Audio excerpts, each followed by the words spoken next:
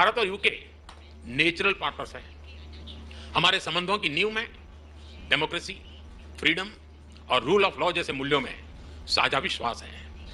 मौजूदा वैश्विक अस्थिरता के दौर में भारत और यूके के बीच ये बढ़ती हुई साझेदारी ग्लोबल स्टेबिलिटी और आर्थिक प्रगति का एक महत्वपूर्ण आधार बनी रही है।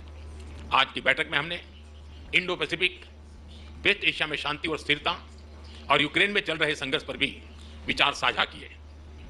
यूक्रेन कॉन्फ्लिक्ट और गाजा के मुद्दे पर भारत डायलॉग और डिप्लोमेसी से शांति की बहाली के सभी प्रयासों का समर्थन करता है।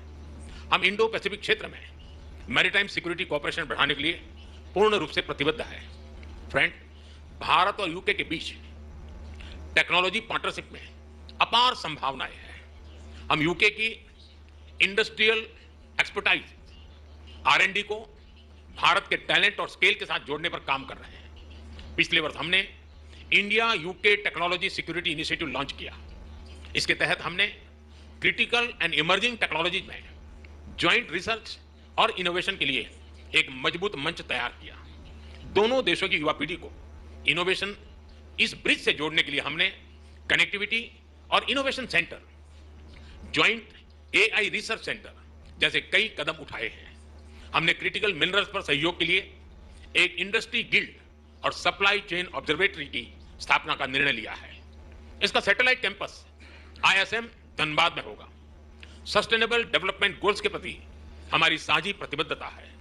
हम इस दिशा में India UK offshore wind task force के साथ गठन का स्वागत करते हैं। हमने क्लाइमेट टेक्नोलॉजी स्टार्टअप फंड की स्थापना की है। इससे दोनों देशों के क्लाइमेट टेक्नोलॉजी और AI में काम कर रहे इनोवेटर्स और एंटरप्रेन्योर्स को समर्थन मिलेगा। फ्रेंड्स, रक्षा और सुरक्षा से लेकर एजुकेशन और इनोवेशन तक भारत और यूके के रिश्तों में नए आयाम घड़े जा रहे हैं।